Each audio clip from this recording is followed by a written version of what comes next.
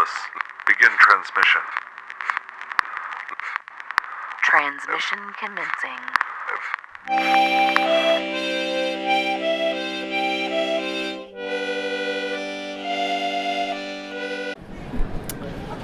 Hello, this is pecktec with the Steampunk Chronicle. I'm here with Crystal Bright of Crystal Bright and the Silver Hands. Hello. Thank you for having me.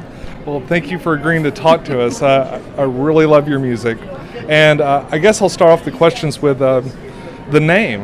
What are Silver Hands? Oh, well, the Silver Hands is based on a folk tale that really touched me.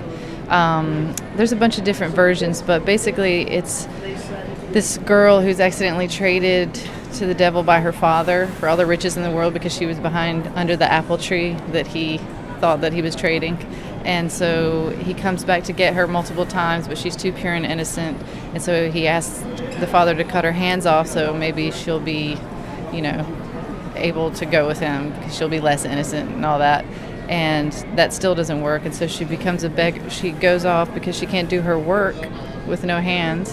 And she goes off to become a beggar, and she wanders into the king's pear orchard, and they see some pears missing, and they find her there, and the king falls in love with her, and he makes her silver hands and marries her and goes off to war for a really long time. And all this other stuff happens and conspires between the devil intercepting messages, and so the mother sends her away to a nunnery, and the king goes and finds her eventually, and her hands have grown back. So it was, when I started this music, I had just gotten laid off from teaching at a Montessori school, and I was getting unemployment for a while, so I decided that I would write music and play music full time. And and I needed a band to kind of fill out the sound, and so the Silver Hands are the extra hands that are filling out the sound. And also at the end of the story, her hands grow back, and so she kind of grows into herself and her soul self and her purpose, and so that's what I feel like I'm doing now with the music. So that's long great. Story. Tell me, how do you describe your music to people if they ask what's your music like? How do you describe it to people? Well, I say it's a mixture of Eastern European, French, Spanish, African, Danny Elfman, carnival-y stuff. And I know you've played a lot of shows for the Artifice Club, or maybe a couple of shows for the Artifice Club, and kind of gone around the steampunk scene. Do you have a real affinity for the steampunk community? I do, yes, because I love the outfits and the creativity that's behind it, and just the enthusiasm of the people that are involved, and that they really get the music. So that makes me feel good too. But I especially love the outfits. What kind of things do you draw on for inspiration for your music?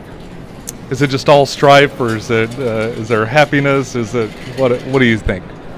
Well, there's not much happiness for some reason.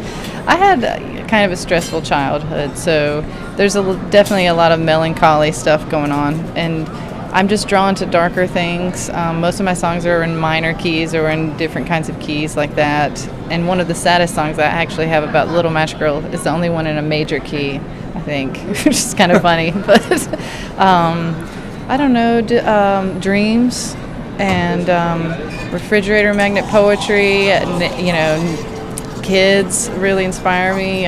Different kinds of musicians like Tom Waits and Lassa De Sela, who is from Canada, and Tiger Lilies actually were a couple years ago.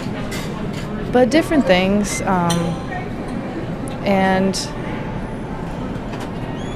somehow I get really inspired when I'm kind of laying in bed sometimes before I go to sleep, and there's that kind of it's really relaxed state, and there's kind of this channeling thing that happens, and so that's how your mind gets really calm, yeah. And then you can just kind of open up to things, right? And I just like free flow, and then a story happens in a song. So that's really exciting when that happens. So are you playing at the Masquerade, is that right? We're going to be playing outside while people are coming in.